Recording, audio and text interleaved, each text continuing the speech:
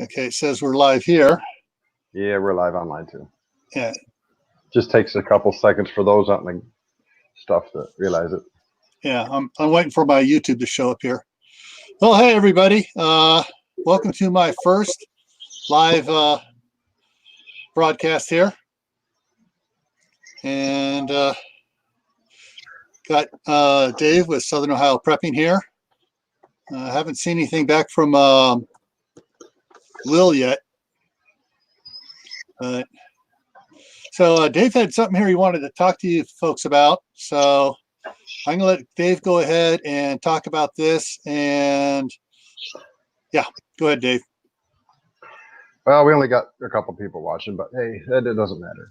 All right, there's a guy out there posting a tweet that says these Democrats don't realize that if they impeach Trump, the Senate doesn't confirm it. It nullifies Trump's first term and he gets to run 2 more times. Guy says read the Constitution. Unfortunately, that guy is not only wrong, but he's a-hat wrong. The 22nd Amendment alone unequivocally disproves that ridiculous, dangerous claim. The first words of the amendment state, no person shall be in elected office of the president more than twice. Elected. That means Trump has been elected once, provided that he isn't convicted in the Senate in the impeachment trial and disqualified from holding a future office, he can still run for a second and only a second term. So, I mean, Prepper Nurse just put out a video on this, and he said, yes, he can, and that's bull. And just make sure that if you hear that kind of stuff, guys, you let other people know, no, he cannot run a second or a third term. The only way President Trump can stay in for more than 8 years, seeing as how he's elected president as the first time, there's 2 conditions. First is if he becomes vice president and the president is removed or for whatever reason disqualified as being president and he gets promoted to president. That is an option. Or if he declares martial law, then all elections are canceled, put on hold until said crisis is over, at which time there would be a new election and he would be removed from office because he would have served his 8 years. That's all I got to say. Have at it, sir. Okay. So, Will, after last night's Will's just-in-time prepping little thing last night we had with the promoting channels and stuff, he had me come on a live and he showed me how to do stuff, and he had me go ahead and get ready to set this up. So I'm all set up and I'm learning how to do stuff here now. So I'm in here. I'm just waiting for for Will to show up. He was supposed to come up here and help, but so yeah, I'm calling this Sunday Survival or Survival Sunday. I forget what I put out. Survival Sunday. Just something to throw at it. So some of the stuff here that I would like to straighten out with everybody has to do with some of the misconceptions of prepping. There's been several other videos out, people clarifying bits and pieces here and there. I believe Will put out one about what is a prepper, and everything. If you're referring to Will Patriot, somebody slammed him, said he's not a prepper, and you know what? Whether you consider yourself a survivalist or a prepper or whatever, or just being prepared. Yeah. The term prepper is a huge term, which is why I personally don't care for the term, because the mainstream media makes us sound like a bunch of hypocritical, overzealous idiots who have no brain cells left in our bodies. That's why I don't care for that. Yeah, I think Will Russell did one, talking about it too. But yeah, so the terminology changes, and I'm going to get a little picky at mainstream media here. Titles and names and characterizations change according to what mainstream media puts out there. And so years ago, there used to be, back in the early 60s and stuff, it was the self-reliant movement. And then it became the survivalist. And the survivalist movement got slammed because the mainstream media was throwing up, oh, this guy's a survivalist. He had all these guns and he went out and in a blaze of glory shot a bunch of people and got himself shot. Excuse me. He was not a survivalist. He was a suicidalist. He wanted to go out in a blaze of glory. Survivalists do not want to die. They want to survive. They want to prepare for disasters, emergencies. If you saw my video, I think it's about a month ago now, on the definitions of classifications of events, talks about whether it's a life-changing event, whether it's a simple emergency, whether it's an SHTF, or what's a Tawaki. A survivalist wants to be able to survive all of those. Now, because survival's got such a bad name, people started throwing up prepper. And then, of course, National Geographic's channel got in on that, and doomsday preppers and this preppers, and it's like, and they trying to what I'm looking for here, sensationalize, oh, preppers, sensationalize it, oh yeah, make it all woo,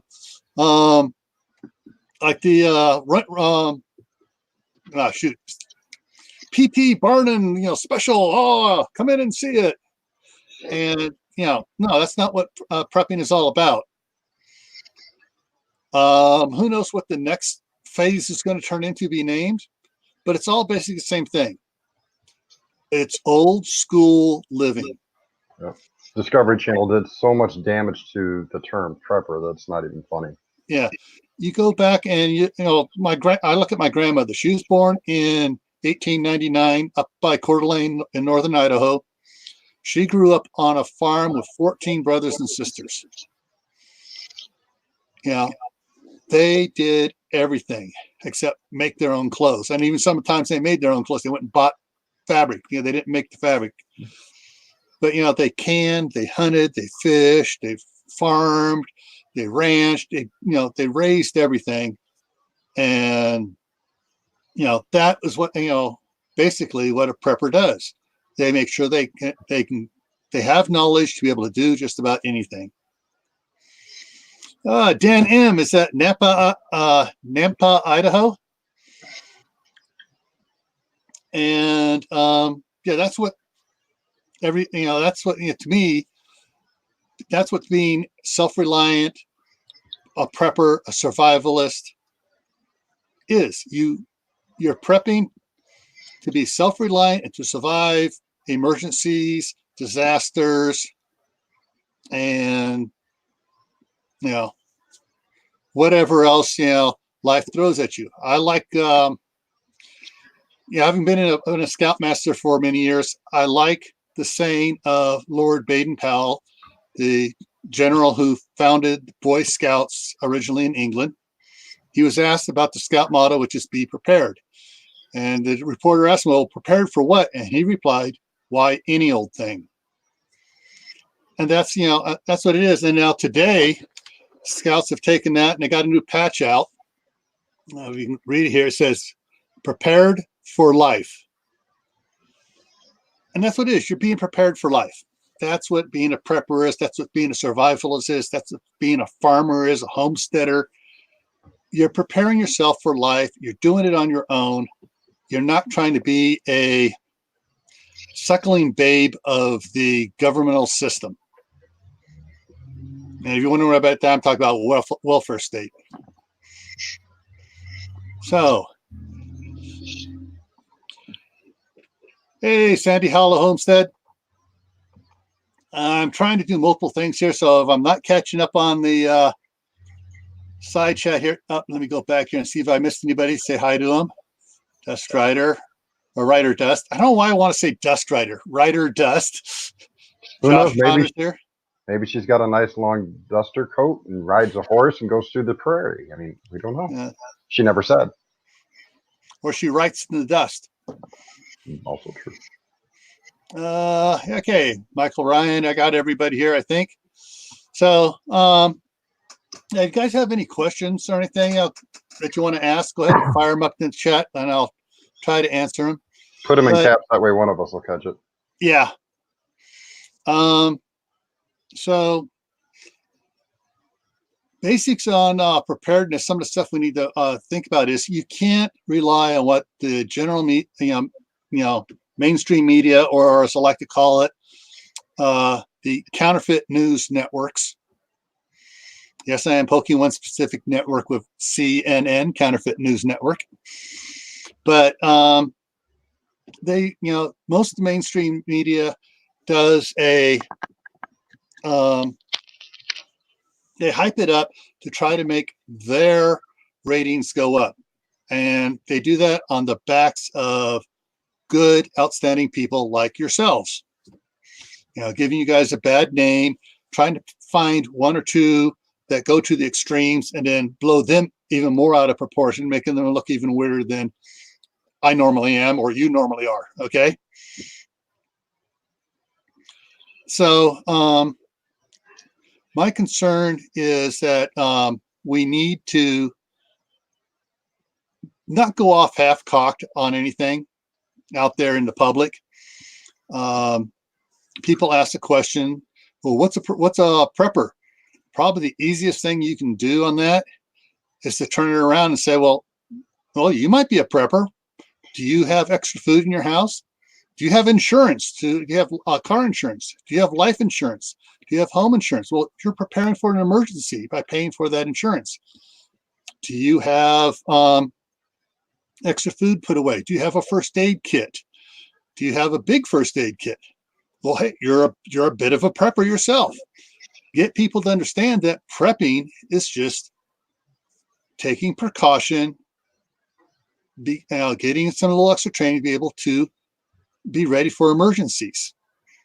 It doesn't have to be a SHTF event or a Tawaki event for you to be a prepper. It can be something very simple. It's just, hey, I'm taking first aid. I'm learning how to use the automated electronic defibrillators. I'm learning how I've gone to take the CERT program to be a member of the community emergency response team to help out my neighbors and friends. I've learned how to do the simple basic triage, all that fun stuff, that makes life interesting, but it's not all Looney Tune the way a lot of the mainstream media does. You got a question from Cheesehead Cowboy. Yeah, I see it. Cheesehead Cowboy. We were both talking about water storage, such as what happens in plastic. Does water stored in glass bottles, so long as it's treated properly and the bottle is cleaned out and properly treated, doesn't have as far as I know, I haven't seen any information on it. And if anybody has seen any reports on it, let me know where those reports are, because I want to read them, about glass being stored on concrete. I know the plastic barrels, there's a chemical reaction. Somehow the lime and the lye from the concrete will go up over the years through the plastic, even if it's food grade plastic, into the barrel. I haven't heard anything about that happening with glass bottles. But glass bottles will keep just like a barrel. The only problem you got to worry about glass bottles is light. Yep, keep them in the dark. Yeah, keep them in the dark. Sometimes, idea just popped in my head. If you happen to have an old ice chest, the plug on it's broken or whatever, and you really don't use it anymore, put your glass, if you're storing water in glass bottles, put the glass bottles in there, close the lid. That also protects it from bouncing around so much too. Those, Ryder Dust says, those who participate in CERT training program, they are prepared to lead in a disaster history area. Exactly. That's the whole thing behind the CERT program, is to get neighborhoods, neighborhood teams set up to take care of the neighborhoods, so that, and then they report their information up the CERT chain of command so they can report it to the city, so the city can send the resources where they need to be and not waste time going to the neighborhoods that have already taken care of themselves. Yeah, I would be too. There's a lot of stuff about products from China that they're finding, like they use lead powder on their molds for certain things. That was the big thing with the toys years ago. They're finding lead traces on toys. So yeah, that's why if you find kern, ball, forget the other name of the American-made jars. Yeah, but I mean, even still, sometimes you can find the glass, the big gallon glass jars for like apple cider and stuff. Yeah, those you can clean out and use those. Can I add something real quick? Yeah. For those who are storing in plastic, fill them up as full as you can get it. Don't leave no air at all in it. Let them sit for a while. After a year, you'll notice there's air in it. All you gotta do is shake it up, which the air will just come up out of the water, just like fizz will in a bottle of pop when you first open it. Water will lose the air and it'll create a gap in the top of it. Just shake it up. That gap will be gone. Keep them in the dark. You ain't got nothing to worry about. At least not as far as I'm concerned. I only use food grade stuff for water storage that I'm going to use to eat or drink with, and I use old milk jugs for a toilet. All right, I'm going to pop something up here I want to read to people. Let me get in here to it. Asset Center homepage. All right. Okay. On the Asset Center homepage, and I'll put that link up here in a little bit here. Basically, it starts off. First off, we need to clarify verify that preppers, aka survivalists, are. They're above average persons who care deeply about family, friends, community, and of course, the country.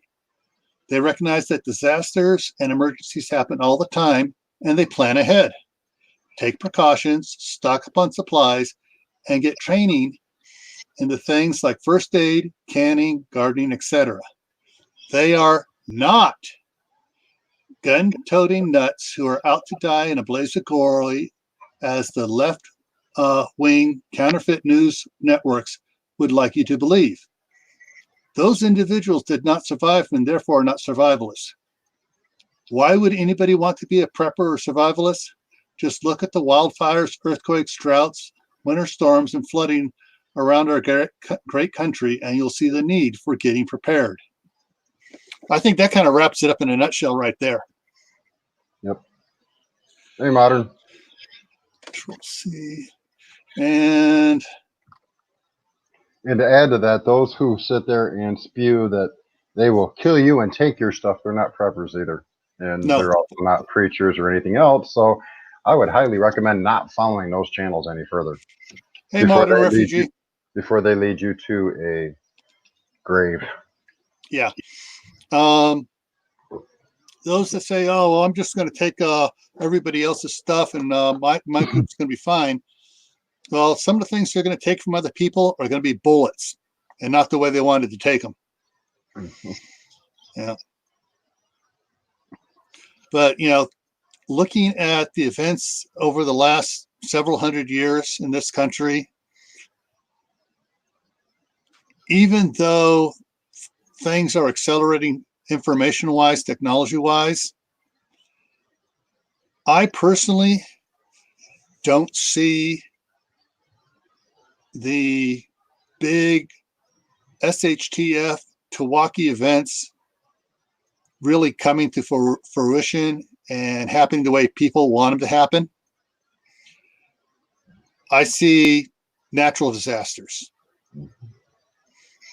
earthquakes, floods, winter storms, droughts, infestations, that stuff being the things we really need to prepare for.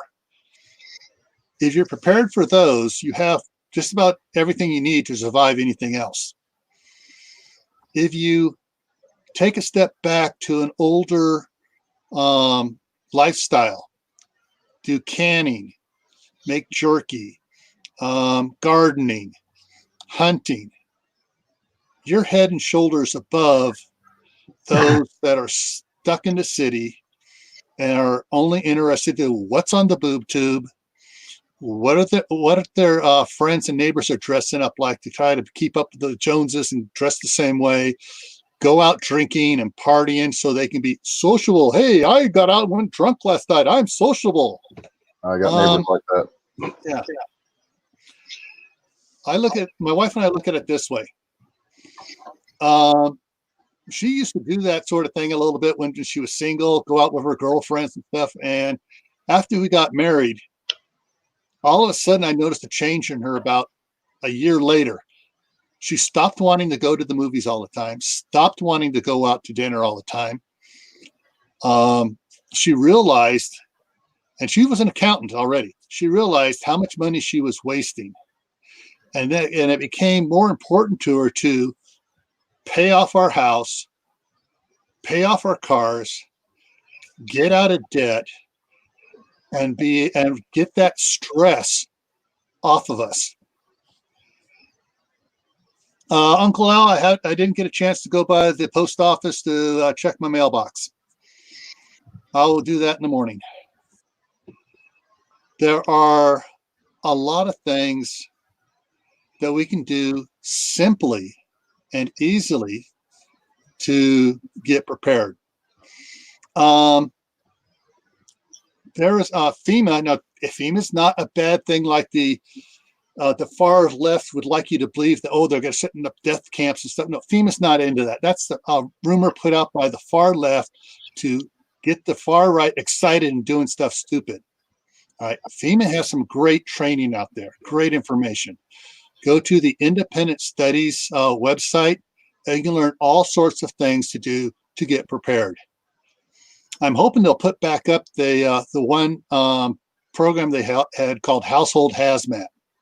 And it talked about storing and segregating the chemicals you have in your home, the cleaners, bleach, ammonia, alcohol, separating that stuff so you don't get chemical reactions. Hey, Claybank, Homestead. So there's a lot of things we can do simply to become better off.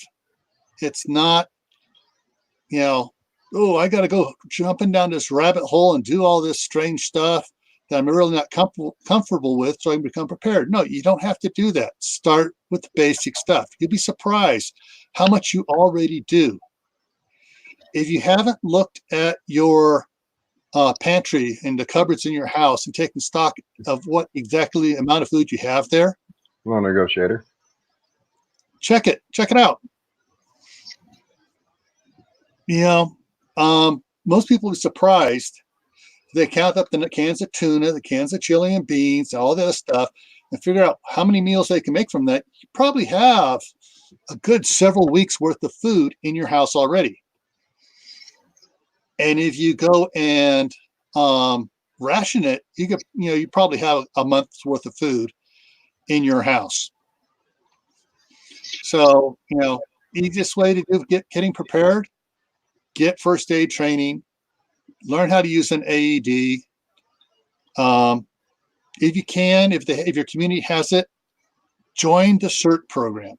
You don't have to go out with them all the time. Get the training, and it's free. You get the training, and that way you're ready to assist you and your neighbors right around you. Hello, Kaylee. And you got a question there from Sand Hollow. Anybody here who does HHO generation? Water generation, I do believe. Oh, water generation? At least that's the way I interpret it. I'm not exactly sure what HHO generation is.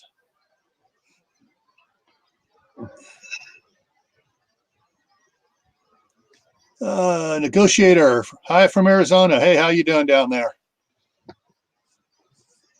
So there are a lot of simple things you can do to get prepared.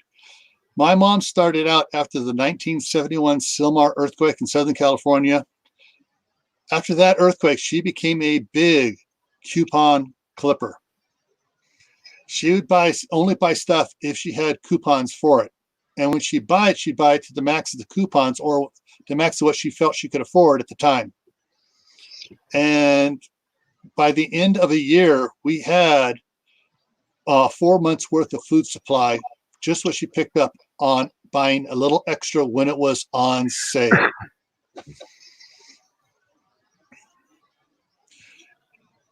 Hey, Kaylee from Vegas. Glad you could join us. Oh, hydrogen generation. Hydrogen generation. There are companies out there that manufacture products that do that for you. I actually worked with a guy for a short period of time that tried incorporating it into running with a diesel engine, but I have personally never tried to set myself up with a generator. Yeah, there's that's something I would love to get into, but the expense of hydrogen generation is prohibitive. There is this gentleman, I saw several articles on him in different places I think he's in Washington. He retired. He's very rich. He retired. He got a couple of big, huge, 1,000-gallon propane tanks that were brand new, nothing in them yet. Put them on his property. Set up a hydrogen generator. Has it powered by solar panels. So he produces hydrogen. And what he does is he uses any excess power that's not run his house during the daytime to produce hydrogen. Then the hydrogen powers a generator to provide power for the house at night. No batteries. So he's not replacing batteries every 5 years. He just has a hydrogen generator, and it powers his hydrogen generator, makes the hydrogen, powers his electrical generator for at night. He's also converted his cars to run on hydrogen. And so, yeah, he's totally off grid that way. And he actually is to the point, the last article I read on him is that he's saved so much money on electricity that he's bought more solar panels and he's selling power back to the power grid besides what he's using to keep his hydrogen tanks full and power his house during the daytime off of the solar panels. All right, King of Random did do I can't post it on this one. Click on it. King of Random did do a how-to build on a very small hydrogen generator that you may want to go check that out. I gotta check my front door real quick. Hey. Hi, Barefoot Lass. Okay, so there is easy stuff you can do just to get ready and prepared about stuff. Right now, Amazon has some of the Dutch ovens on sale for $49, $48, $47. Get yourself some cast iron cookware. Don't go out and buy the expensive stuff. Wait for it to go on sale. Like what's on Amazon, I've got 3 of those Dutch ovens so far. I wait for the price to come down like it is right now, and I'll pick one up. But right now, I got enough cast iron Dutch ovens that I don't need to buy anymore. The other cool thing about Dutch ovens and just the cast iron pans, skillets, and stuff. My wife found this out from her doctor when she was pregnant with our daughter. She wound up with low iron in her blood, and the doctor told her, get cast iron, cook your meals in cast iron. It'll put enough iron into your food that'll bring the iron in your blood level up to the right level it needs to be at. Hey, Stringfield Ridge Farm, is this the Mrs. or the Mr. President Lee out there? And hey, Jeep Girl, Barefoot Lass. Hey, all. So, check something here real quick. Where is it? I know I got it here. So is it Mim's Garden? Hey, Mim's Garden. That's what I need to do here right now. I'm thinking about it. Where we got here? I need to hang on, folks. I need to take care of something here real quick here. No, that's not going to do it. Over here will allow me to do it over here. I got 2 things up. I'm trying to.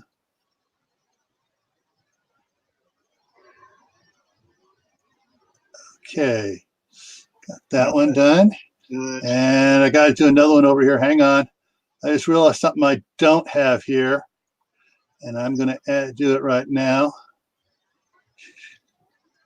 Got to get some stuff. Where is? North Star. Hey, Kathy. Okay. Where did it go? Oh, here we go.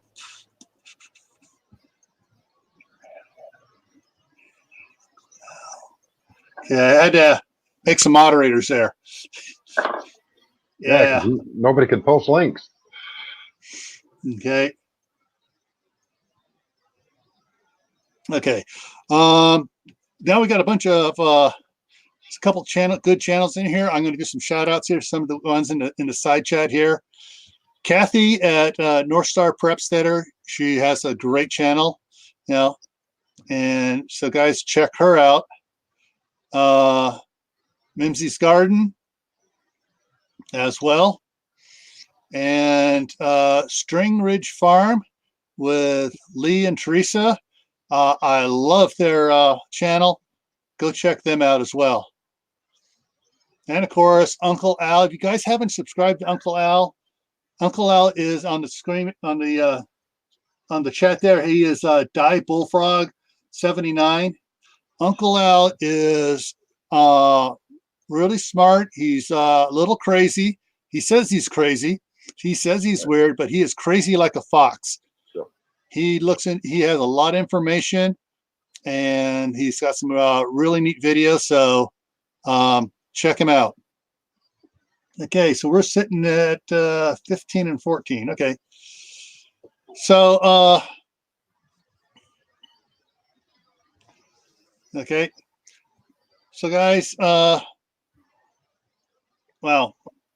This is so awkward here when I just, like I said, for those who just joined in, this is my first live. Last night, Will at Just in Time Prepping. Oh, wait, there's Will. I didn't even see him pop up down below here. Hang on. Yeah, I don't see him right. I stepped away. Got to remember to keep an eye out for him there.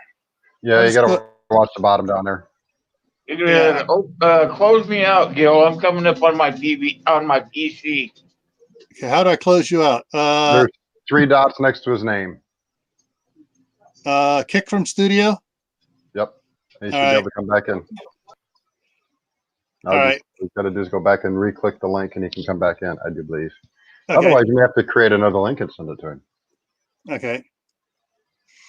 So, anyways, just to let you guys know what my plans are here, I plan on doing on Saturdays from 1800, which is 6 p.m. Mountain, to 7:30 Mountain Standard Time, a Saturday survival live. And I'm looking at some other ones here, possibly on at 8 o'clock on Tuesdays and Thursdays. Not there, he's back. Add to stream. All right.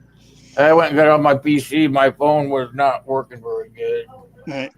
So, I'm going to be working on putting up a more structured lives and stuff. Thursdays will 8 o'clock will just be open for anybody who wants to chat about anything, any questions and everything else. So that's one of the things we're going to do there. Okay. But wave at everybody. Like one of the channels I was hoping was going to come in here, but I think he's busy right now. That's Steve from Corsair Trainers. Steve has some great information. Start doing yours on Thursday. Is that what I heard you saying? Yeah, I'm going to try to do 8 o'clock on Thursdays because you're on at 10 o'clock. So I'll get off a half hour before you go live, Will, on Thursdays. So everybody, Will here is Just in Time Prepping. He has some great information. So check him out. But just live chat up there. Yeah. Oh, there it is. Hey, everybody. Hey, Uncle. Yeah. Oh, some of these guys I don't know. Yeah, there is. I got a lot of some people that came in here from the homestead community, and then there's a bunch that joined with me from West last Virginia Monday with West Virginia Prepared Mind. So we got some. $3. There is a great community out here on YouTube for getting prepared, whether it's just as a prepper or a homesteader. Your best preppers are homesteaders, in my opinion, because hey, they're living the life the entire time. Yep, I agree with that 100%. Because they're ready for anything. Yeah. So, yeah, there's some. I've learned a lot recently of stuff I forgot from when I was a kid on our homestead. From all these homestead channels I've been watching, good homestead channels are great. I've been picking up a lot of great recipes on different things and watching them do things that it's like, oh, wow, I remember I used to do that as a kid, but I didn't think about it until I saw these, watched some of these homestead channels. There's, we try to support each other all the time. With information. If we come across something new or something neat, I see it coming out. All right. Kaylee B. She's a West Virginia Prepared Mind groupie. Hey, I love it. So there's a lot of information that is out there for us from legitimate sources. But like Steve at Corsair Trainer says, you have to watch some of the people that are out there spouting preparedness and at the same time spouting murder, death, kill. Yeah, sort of. Well, we're looking forward to zombies. Zombies. Or we're looking forward to a civil war, or we're looking forward to the a SHTF event, or we're looking forward to a Tawaki event. Yeah, those people who are spewing that kind of crap are the ones that are going to lead all the rest of us down a dark hole that's going to be really bad. The rabbit hole. No, I'm not referring to a rabbit hole. I'm referring to the government coming knocking on all our doors because they're spewing hate. What they're doing. Hate and discontent. Yep. Hate and discontent. I listened to one of those guys last night that did the video, and it started out good, but by the time he got to the other end, man, he was way out there. All right, so there were only a couple of you guys in here when we first started, and Dave put out a little blip on about some tweet that was on Twitter or Instagram or whatever. Dave, can you do that again, or do you need a few more minutes to set that back up? No, it's just click, click, click. I'm done. I'm ready. Okay, go ahead. There is a video out by a certain fairly large YouTuber that some of you may or may not know. And hold on, I'm getting a lot of feedback. There's a tweet on Twitter that reads from the guy who started the whole Pizzagate thing. These Democrats don't realize that if they impeach Trump and the Senate doesn't confirm it, then it nullifies Trump's first term and he gets to run 2 more times. Oh, yeah, that's bullshit. Yes, it is bull. The 22nd Amendment alone unequivocally disproves that ridiculous, dangerous claim. The first words of the amendment state, no person shall be elected to the office of president more than twice. Donald Trump's already been elected once. He can only get elected 1 more time. So people, I'm going to mention his name because I unsubscribed from him. It's Prepper Nurse 1. I've watched him for years back when I had my other channel, which thanks to YouTube is gone. Because I posted, never mind. I put some political stuff up there. Basically, and I shouldn't have done it. The guy I watched last night said the same thing. Right. Prepper today made his video and he didn't dispute it. He made it sound like it's all accurate and clear. He never checked the laws. And everybody in the comments is telling him, no, that's not right. And he's not even man enough to come up there and say, you know what, pin it, say, hey, you're right, I was wrong. I'm sorry, I should do more checking. He hasn't even bothered to do that. So anybody who is willing to spew lies and disinformation to either A, do fear porn and gain more subscribers isn't worth watching in the first place, because all he's going to do is give you bad information. And I'm sorry, I'm not politically correct. I'm not the smartest cookie in the cookie jar, but you know what? I at least do my research before I decide to open my mouth and say something. And if I'm wrong, I'll be the first one to admit, hey, I read that wrong. That's my fault. Bad on me. Here's my public apology for it. And I've done that twice in my YouTube history. Most of the other time was on the other channel where I put up some political statements, and YouTube said, "Oh, that's not nice. You can't do that." And so I had to start a whole new channel. I'll shut up now. Hey, everyone. Steve from Corsair Trainer Hey, snuck Steve. in here. Hey, Steve. Hey, look at there. There's our Californian. No, he's not a Californian. He's our underground resistance in the state of California. Hey, he said, "Shh, don't talk too loud." So, yeah.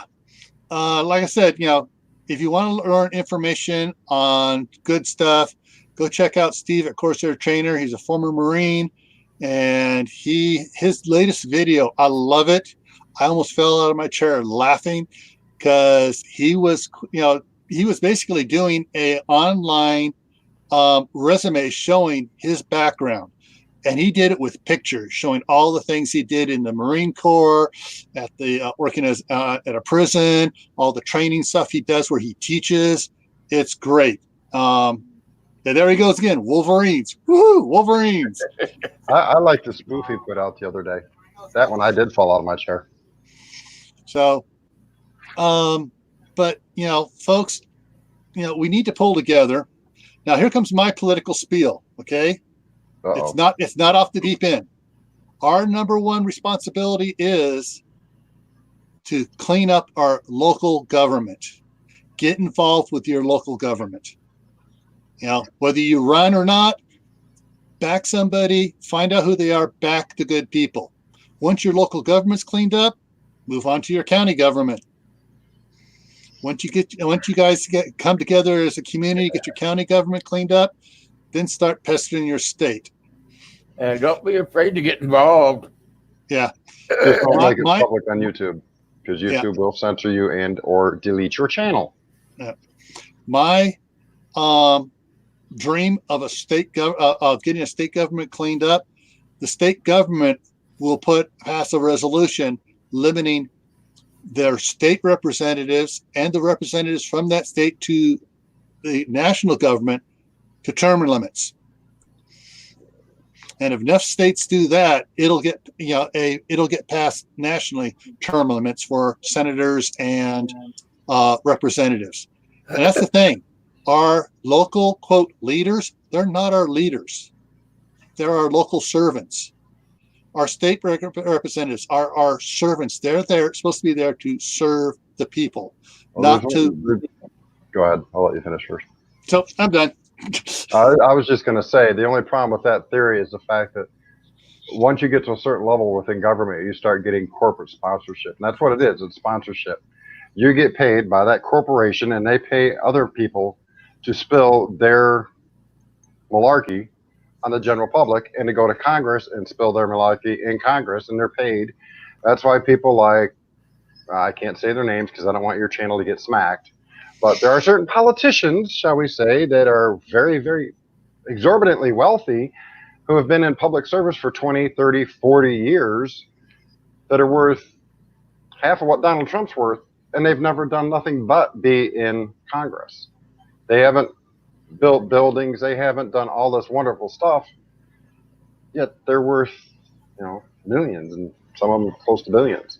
So once we can get rid of that BS, then we can actually start working on those people in our public office that we elect to put there to serve us, as the Constitution says. But until we can get rid of that corporate sponsorship, it's not going to happen, because they'll just buy the next person we put in. Yeah. Yeah. Yeah, but if we limit them to their terms, the corporate's not going to be so vested to put out money on someone that's only going to be there for 2 terms, and that's it. Not necessarily true. Yeah, well, they're going to be a little bit less. Well, I'll bring up something that I can speak firsthand on, is casinos. The casino I used to work at, and I don't care if they ever find out, I really don't care, because there ain't nothing they can do about it. They used to spend literally hundreds of millions of dollars a year on whatever politician and it didn't matter if they had to spend it on 4 or 5 different politicians in a 3-year period. They didn't care. They spent that hundreds of millions of dollars every year to push legislation in Congress to allow the casino to do more and more junk.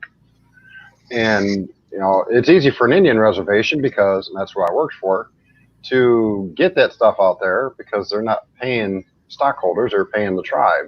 Yeah, they are tax exempt. Yeah. To a degree, yes. And to a degree, no. This tribes live on a sovereign nation, a plot of land that is given to them, and they can buy up more, and then it becomes sovereign nation there as well. And they've bought up almost all of the county I used to live in. They're getting too big for their britches, and they're now imposing their laws on the county that's in. And so money will buy whatever it needs to buy whenever it needs to buy it. They don't care. They're going to spill that. Yeah. Once we can stop that kind of sponsorship in Congress, in our state governments and our county governments, a lot of the corruption will end, because that, if Joe Schmo gets into Congress, whether he's left, right, or in the middle, and somebody walks up and says, here's $100 million, I want you to push this, and we'll launder it through this, that, and another way, so you get the money and nobody can tell where it came from, there's a high probability that person is going to say, you know what, my family really needs that money. As long as you can make it look like it comes from millions of different sources and it doesn't look suspicious, I'll do it. Good people will do bad things if given proper motivation. Well, in this case, improper motivation, but yeah. Excuse me. But, we got to get rid of that, because back when George Washington and everybody else started this country, there was no corporate sponsors. Whether they left or right, there was no money influencing the decisions they made. They did it based on the people they talked to, not Monsanto, PG&E, and all these other companies that spend zillions of dollars every 5 years. I'm done. Okay. There's something that I heard a long time ago, and it's pretty much true, especially with what you just said. There is IQ, and then there's CQ. A person with low CQ cannot be trusted. That's character quota. So, unfortunately, we have some people in Congress. One who looks like a plastic Barbie doll that had a hair dryer turned on too hot. It's just kind of shriveled up there. How you doing? Don't say name, but yeah, she has very low character quota. Yeah, and she's got a very high IQ, though. I mean, she's not stupid. She just doesn't think very well. I think she's developing dementia. Yeah. Mm. And it's from alcohol abuse. It's plain and simple. She's not the only one. There's a couple other ones in there that the sides of alcohol are in their face. You can see the liver spots showing up in their skin, and their speech is slurred. And if they're not reading a prompter, they're and their hands are twitching. It's not because they're moving them. It's just they don't have control of the motor function anymore. I see somebody out there saying that term limits won't work, but actually they may not work. But you know what? It'll keep them corrupt only for a short time. Then they're gone. You're never going to be able to end corruption, but you can end the amount of time that they're corrupted. Yeah. Yeah. Make the lobbyists work harder.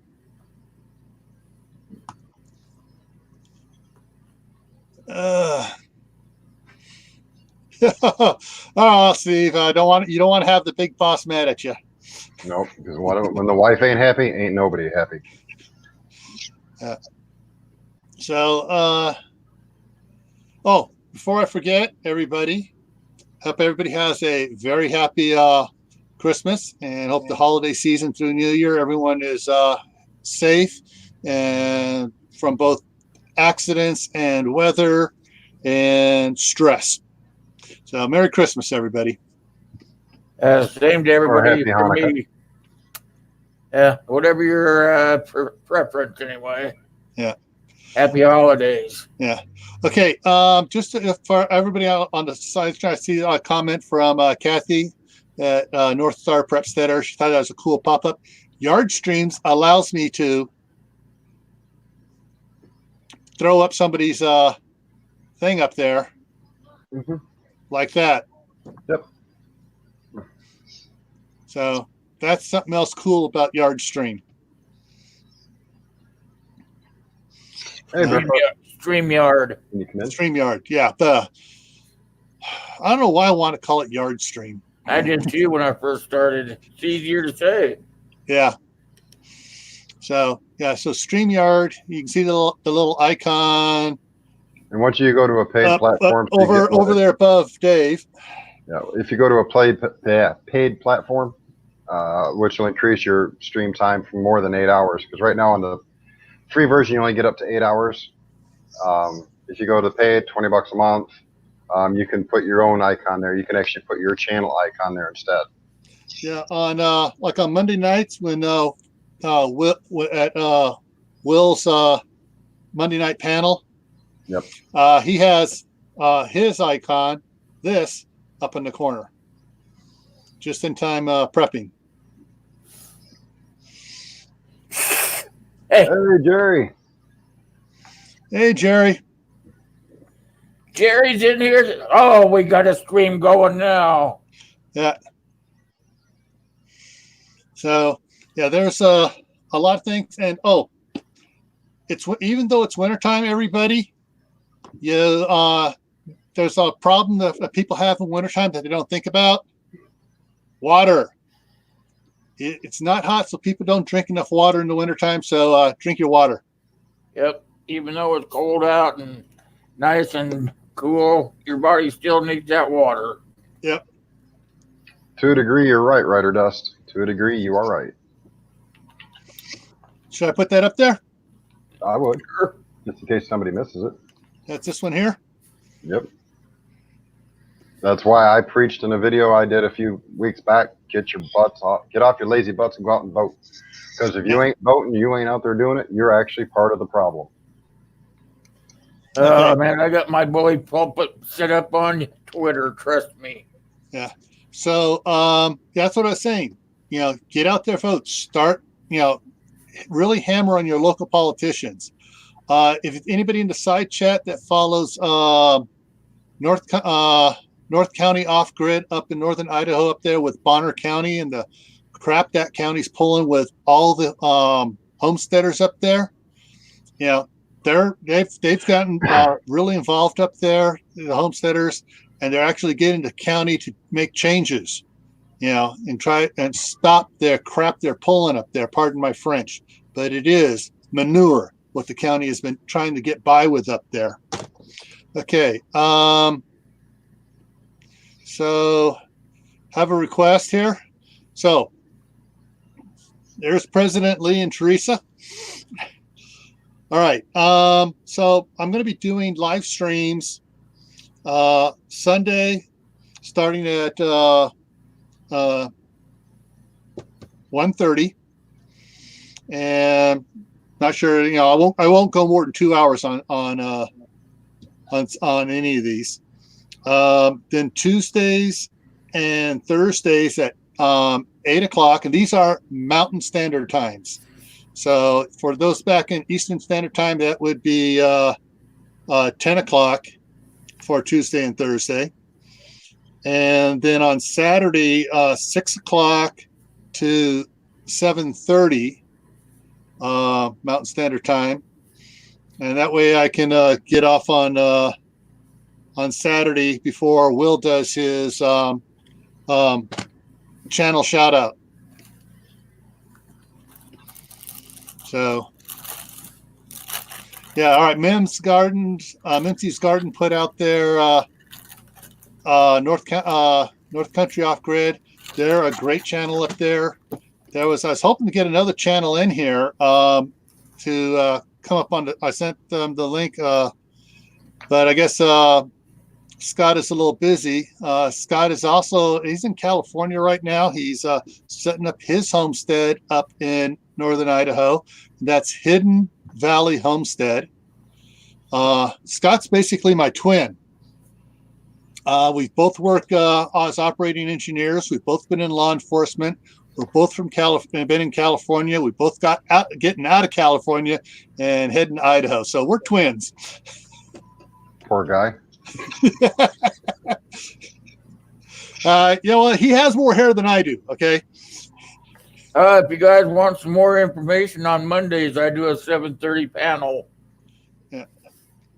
And Gil hang on. Gil and Dave and I, and usually a couple other of my knowledgeable friends will get up there, and we always have a different panel that we do on Monday nights at 7:30 Mountain Standard Time. You guys are all welcome to come there if you like. We always cover something different. And it's always on preparedness. And it's not, we don't go down the rabbit hole very often. We try to keep out of it. And this, okay, hang on, let me get this up to right.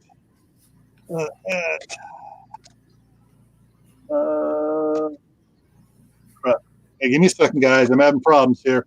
I'm trying to do 6 things at once. Oh, you're the boss now. You can do whatever you want. Yeah, I know. That's why I'm trying to get it up here. All right, there we go. And then there we go. I'm throwing up there in the thing. All right, so it should be popping up in the chat there. 7:30 Mountain, just in time prepping. This Monday night, we're talking about geological events.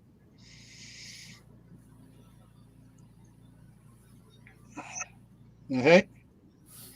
And so it's going to be really interesting. We're not talking about any terrorist things or anything like that, or Civil War or any of the other garbage. We're talking about Mother Nature. It's always something going to be going wrong, or things that people sometimes don't think about, go outside the box and stuff. Okay. So, and mine is Wednesday evenings, 9:30 Eastern, and you can figure the rest of that out. And my next one will be on the 1st, as we're going to skip next week. Yeah, skipping Christmas. Okay, so so Mondays is at 7:30 Mountain is just in time prepping. 7:30 Wednesdays is Southern Ohio prepping, and we have a panel of people up there on both those. Okay, and Mince's Gardens put up the just in time prepping link there. Fridays we do. I do Friday afternoon when everybody's not doing anything. That's always something to do with preparedness and stuff. Yeah, that one gets a little fun there as well. That one gets way outside the square sometimes. Yeah, but we have Friday afternoon. That's we have fun there for sure. Yeah, that's at 1 o'clock Mountain Standard Time on Monday. So we have a lot of fun going out there, and coming up with we don't go down the rabbit hole, but we dance around it. Like dance around it, yeah. That's why I said we get way outside that box, and we come up with some neat ideas. Hey, Steve, before you take off, what time do you start on Monday mornings?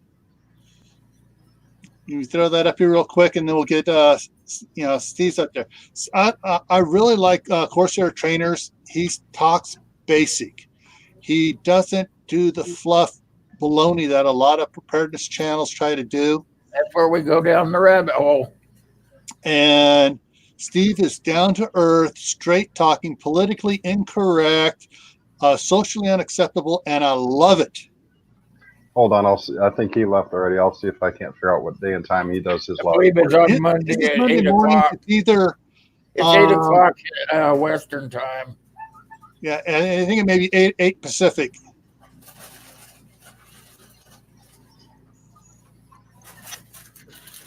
All right, Men's Gardens. Thank you. Everyone say goodbye to Mincy's Garden. See you, man.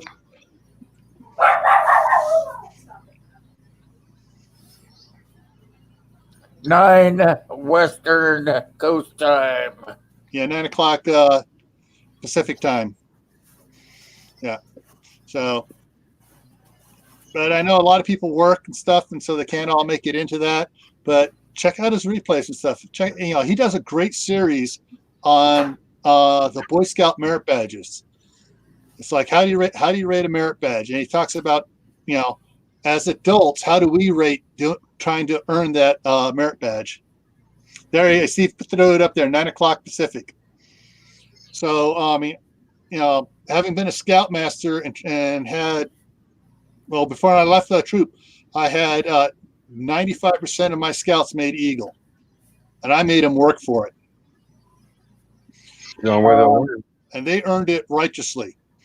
But Steve covers all the different merit badges and stuff. And if you don't know where to start for getting training for a first aid, or on a first aid for being prepared, whose model is Be Prepared? The Boy Scouts. First aid merit badge, wilderness survival merit badge, cooking merit badge, swimming merit badge, archery, shotgun, rifle, wood carving, just lost. Yeah, there's like 130 different merit badges. There's a welding merit badge. In fact, my son was one of the first scouts to earn the welding merit badge. Go pick up an old Boy Scout book. You can get them on Amazon too. You can even get used ones on Amazon. Yeah. And just go through them and see what what to do, because heck, that's what we make our kids do. I was a scout leader as well. So. Yeah, and even on Google Docs, they have PDFs of a lot of they're called pamphlets, the merit badge pamphlets, which tells everything you got to do for it and has all the information. So yeah, they make great reading, good things to do. Things to work on as a family. It's all down to earth stuff that you need to know anyway, but we teach our kids that if you're a scout leader anyway. Okay, that's what this says here. You need to check out Emerging Management Associates, Ron Tyler YouTube. Okay. I keep my kid ready at all times. This is his bug out bag. Yep. It sits right here by the door next to mine. Yeah, there are a lot of cool things out there, information. Also, I'm going to throw this up here again. Back out here.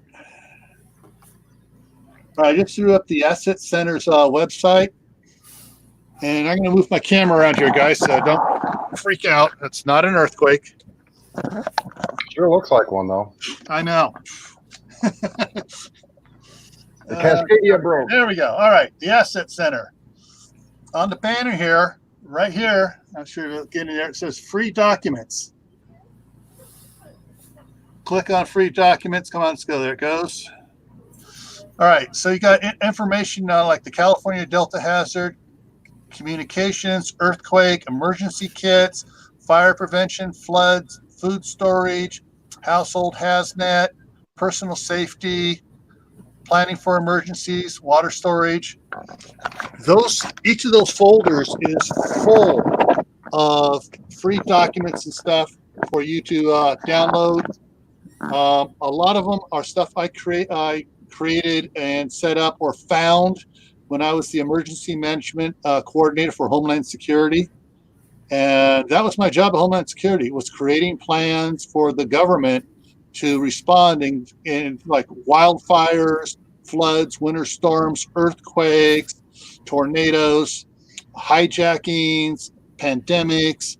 I created over 43 tactical response plans for Homeland Security. So I tried to bring as much of that information in here without violating the Non-Disclosure Act, and put a lot of stuff out here for you guys. There's a lot of free stuff in there. The household hazmat one is actually the discontinued course off of FEMA.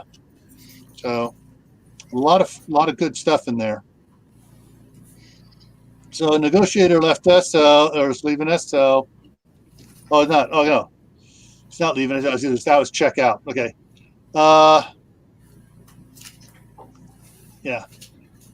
So, yeah. Also, if anybody has anything out there, and comes across like simple things to help people out, hey, make a 5-minute video on that. It's like my last video on the clothes rod. Couple things, boom, bang. There's a clothes rod added, or how you can new gas cans. Who has one of those new gas cans with a funky little spout? Well, they pour so slow because the air's not getting back in. Well, I did a little video on how to help alleviate that problem. Also, if you guys have any live streams that you do that pertain to what we're talking about here today, make sure that you tell Gil or myself or even Dave up there, and we'll get them put up onto our live stream so that we get the word out for you guys. Yeah. Yeah. Any chance we have to get information out is good. I'm very selfish when it comes to emergency preparedness. The reason I'm selfish is I want all of you to get prepared, all my neighbors to get prepared, so nobody's coming after my stuff. I want to keep my stuff for my family. So I want everybody else to get prepared so no one's coming after my stuff. And another thing to make sure you do is make sure you control your OPSEC, which is operational security. I made the mistake of telling one of my neighbors that, I try to prepare, and I actually gave her a 72-hour package of dehydrated food just in case, because my area has been without power for 2 weeks. And it was wintertime, so I tried to educate her.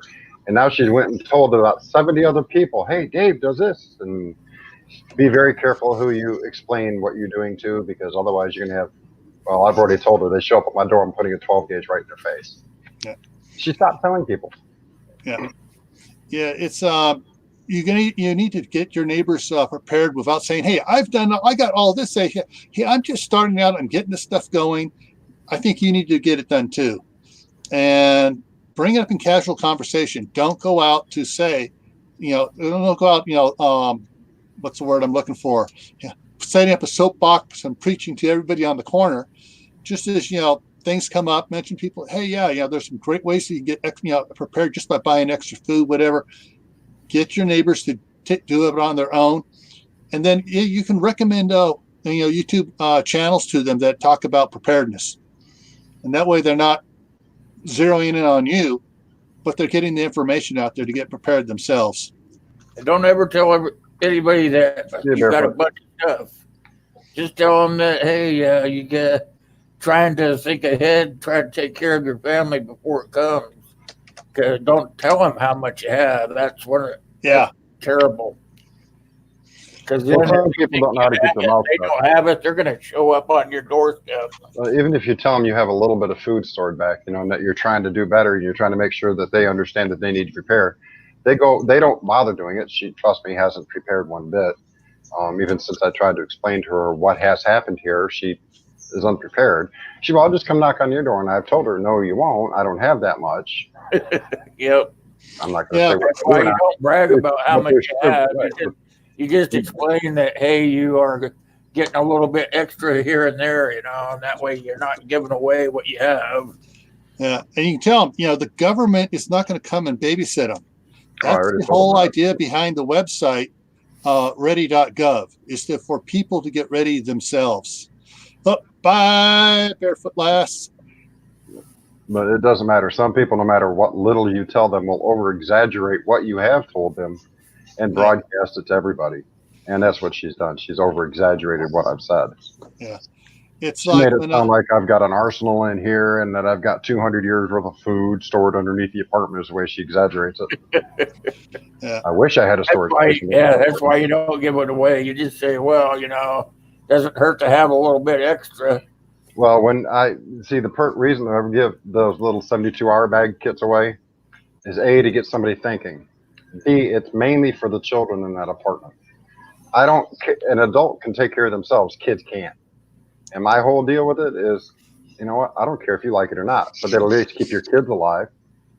And that makes them think, because I've already told all these parents around here, you can take care of yourself. Your kid can't. That's one of the reasons I have the security cameras I do, to make sure the kids are safe.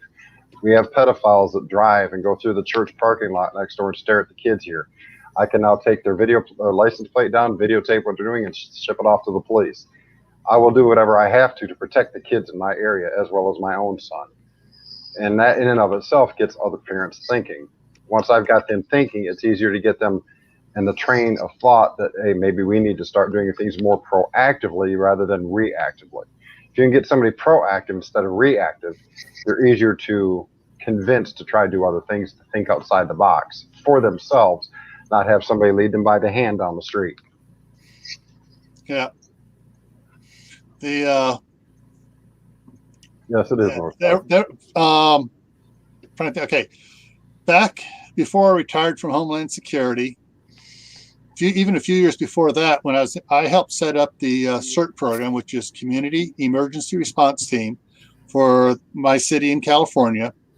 I was involved on what's called the C8, which was the governing board for all the CERT programs in Contra Costa County. And in dealing with a lot of, even with those law enforcement agencies that were, or were the ones that were chartering the CERT programs, some of the guys say, "Well, heck, I'll just head over to your house. I'll bring all my guns and stuff and come over to your house with my supplies so we can, coalesce together." I go, problem is, if it's that bad, I'll already be gone. And as it is, most of my stuff is gone from California. It's now here in Idaho. Well, like I said, I'm going to bring a tent and pitch it out in your back 40 there and hide in the corner, and I'll watch your back end for you.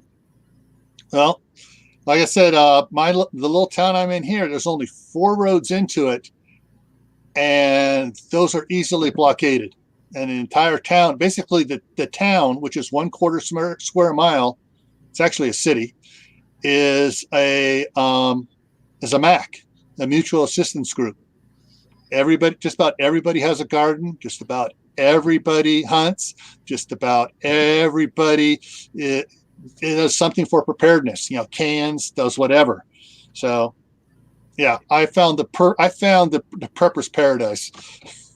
Yeah, just me getting there is going to be rather difficult right now for probably a long time. Yeah. So, all right. So we're coming up here on. We've done an hour. Cool. Anybody have any questions out there in the side chat?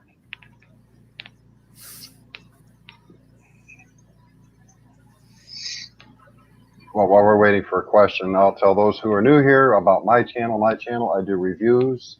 My live streams, I like discussing events that will help you be prepared. I don't do rabbit holes as a rule. I try not to, because rabbit holes can and will get you banned off of YouTube faster than you can say, I just went down a rabbit hole.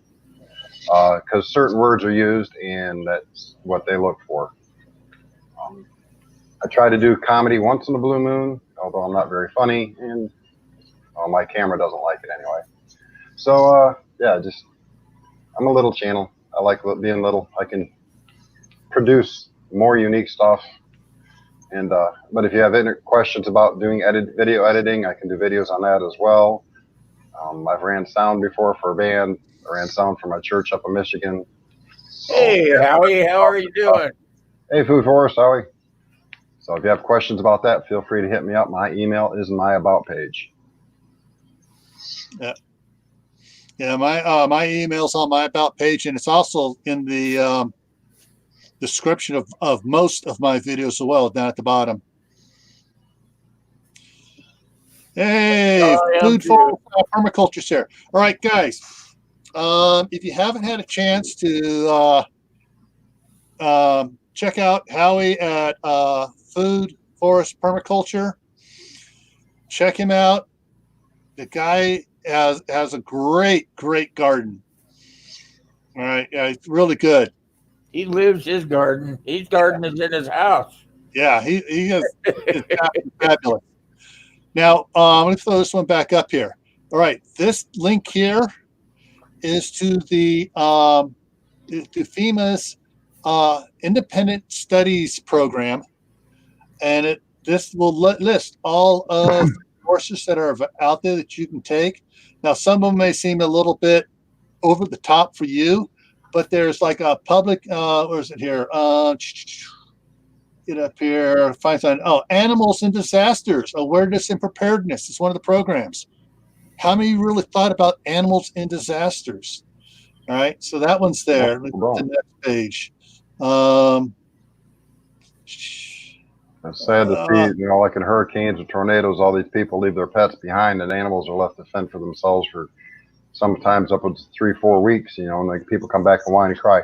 Why didn't somebody take care of my dog? Well, that's your dog. You should take care of it. And if you don't know how, get the information so you can. Yeah. They got all stuff on preparing for federal disaster operations, livestock and disasters. Hey, Gil, what's your thoughts on Amron? On what? Amron. I'm having a brain fart. What is Amron? I've heard of it, but I can't think of it either. But that's a question from your side chat. Oh, Amron. Okay, I see from Dan. Amron. Is that a channel? No, it's Nationwide Emergency Communications Network for Preppers and Patriots. It is a webpage. Oh, okay. Haven't been there yet. I'm there now. Okay, can you throw up the link? If you think it's worth it. It does. You got to do is just Amron, AMRRON.com. Let somebody else do it. So amateur radio something, right? The American Readout Radio Operators Network. Ah, okay. So, oh, interesting. I didn't see that. Hang on, let me go back here. I think they pulled a. No, there it is. This is something, and it may sound like nothing that preppers want to do, but trust me, guys, you want to take this independent studies course.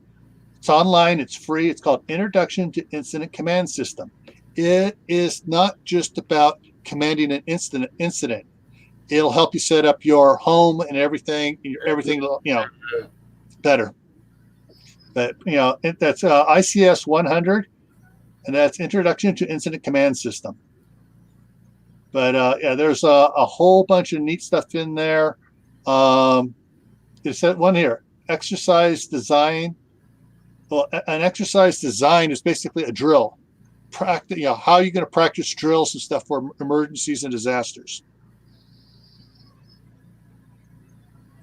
Okay, and let me get back here for one thing here real quick. See if I can throw this up here. I'm going to throw Howie's link up here, if nobody else has thrown it up there yet.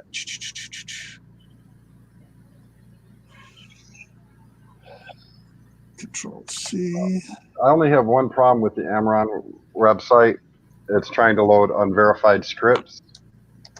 That's the only problem I have with it. So be careful. Make sure you got a script blocker on. Right there. It should be up there. Just make sure you have your script blocker on. Not saying that they're trying to do anything nefarious, but it is so easy for those who don't know on internet very well. I've been in IT. It is very easy. I could actually open up a browser in Linux and go in and edit their page and put a link in and modify that link to download nefarious software while you're just clicking a link over. It is super easy to do. It doesn't take any brain power at all. All you got to do is have a... The Amron I got is American Readout Radio Operators. Yeah. Right. That's what I said. Just be careful. You got a script blocker on. Yeah. And like I say, I'm not saying that they're doing anything nefarious, but other people are. They're trying to steal information, and it's super easy to do it. Like I said, it takes no brain power at all to do it. Yeah. Just make sure you've got script blockers on. Yeah. Hey, Irish Mama. Hi, Irish. So, So the one of the things here is that we can all get prepared. You don't have to rush out and do it all at once. It's right now. This is the perfect time for this quote. The claymation thing, like Rudolph the Red-Nosed Reindeer. There's one called Santa Claus is Coming to Town. It's the one narrated by Fred Astaire. When Kris Kringle is talking to the Winter Warlock, he's telling him how to change from being evil to good.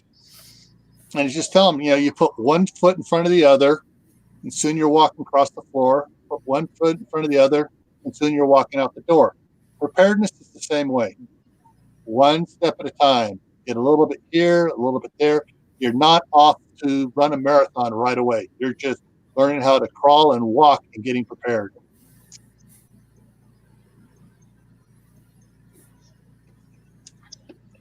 When I first started prepping, I had to start off with Dollar General stuff. And I made some early videos on people used to laugh at me and say, you know what, at least I'm making an effort of being ready for some crap to hit the fan. Now, after a couple of years, this is only part of my first aid kit.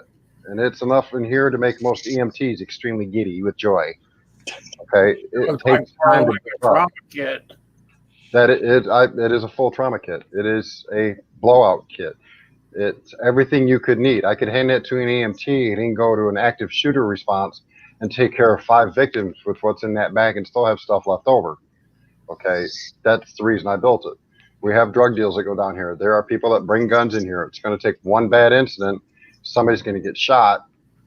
The closest EMT to here is 15 minutes away if they're already in the vehicle, driving around. If they're not, they're 20 minutes away. The police are 15 minutes away. So I am the first responder. I have the training to take care of a gunshot wound. All right, Uncle Al. Be careful out there.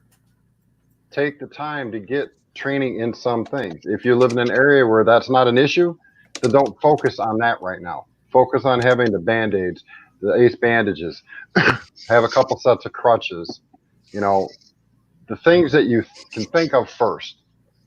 Get prepared for what happens where you're at. If you're in a high crime area, then get proficient with using a knife. Get proficient using a gun if you're allowed to have one where you're at. Get proficient using a broomstick, a staff. Learn to use what's available to you. Make sure you're not allergic to certain things. I'm allergic to triple antibiotic ointment. All I have is Bactris in here, or Bactracin, whatever you want to call it. So make sure you understand what you can and can't do and get the training in the areas you need to first. The same goes with food preps. First thing you want to store is water. Store no less than a month's worth to start. And that's 1 gallon per person per day for 30 days. I have enough water right now stored to take care of food and drinking for the next month with no problem. I have enough water stored to take care of toilet issues for the next month if I didn't have it. Plus, I also live next to a creek. I have ways to purify the water from that creek if I think it's contaminated, which I already know it is. I did a water test on it, and it's not very healthy. So I'd have to boil it, then I run it through a purifier just to make sure. And I might even treat it with bleach just to be added sure. Yeah. Learn the things that you can learn that are easy. Knowledge is power. Just don't let it go to your head. Yeah. Yeah. It's whatever disaster you want to prepare for, look at what is most likely to happen in your neighborhood, in your area. If you're in Kansas, you're not going to prepare for a hurricane.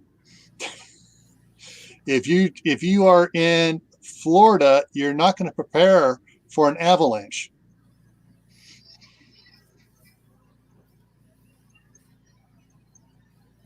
Right.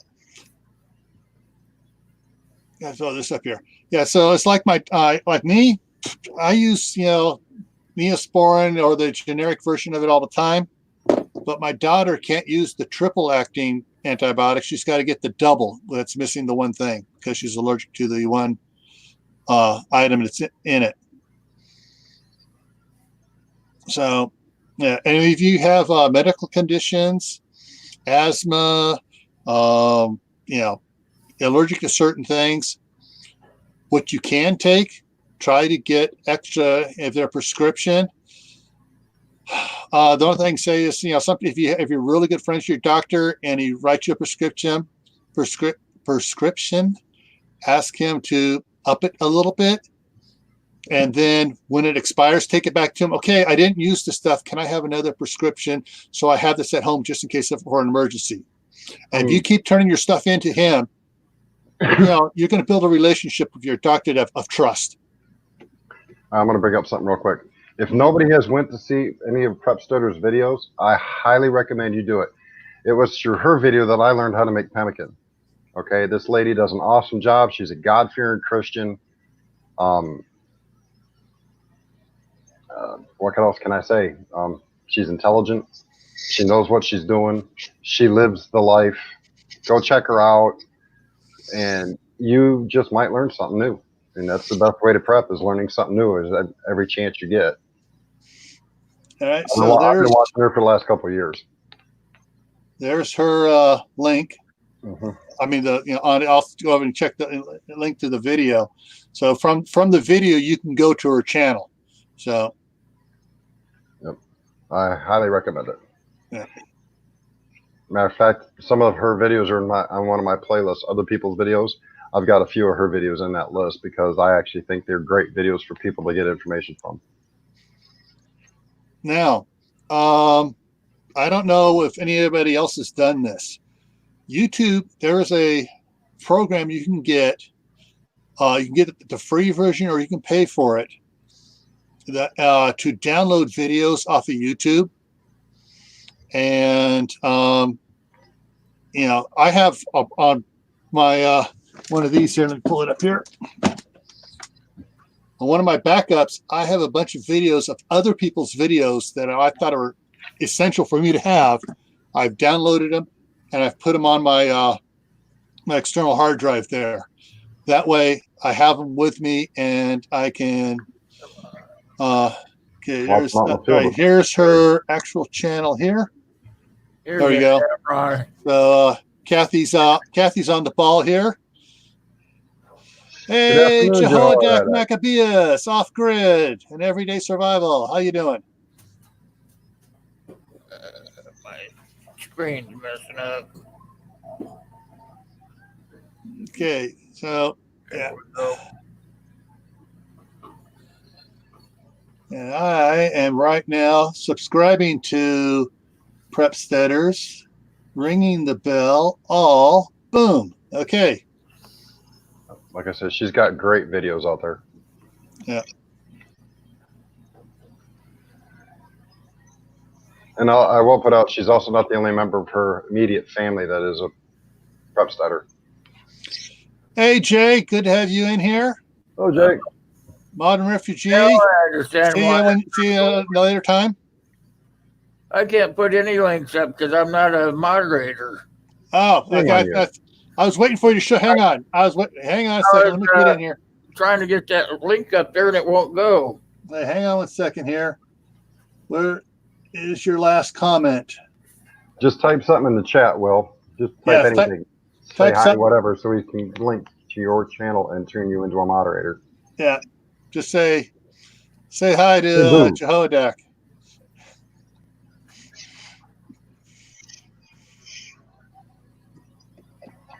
Yeah. But yeah, just in time. Boo. All right, there we go. Boo.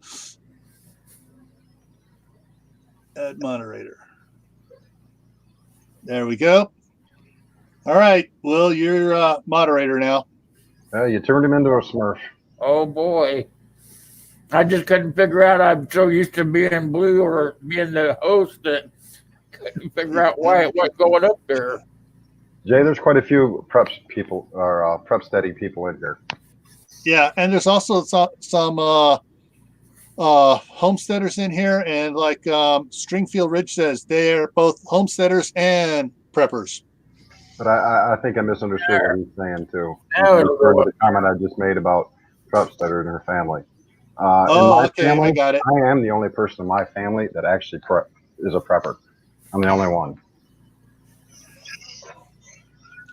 Yeah, I was lucky in that aspect because our family was young when we were involved in the 1971 Sylmar earthquake. So my whole family got on board with prepping back then. Also, the fact that my grandmother and all of her 14 brothers and sisters grew up on a farm ranch up in northern Idaho. So all my cousins had inherited a lot of that self-preparedness, just lost the word. Begins with our self-reliance attitude. So, there's a lot of my relatives, cousins, second cousins and stuff all have that kind of attitude. Whether it's carried down to the next generation and the next generation after that, some do, some don't. You know. Jay, just tell them it's better to be paranoid than impaired. And you'll be wanting to live off of your bob there, Jay. Oh, good thing you hey, know. just because you're paranoid doesn't mean something bad's not going to happen.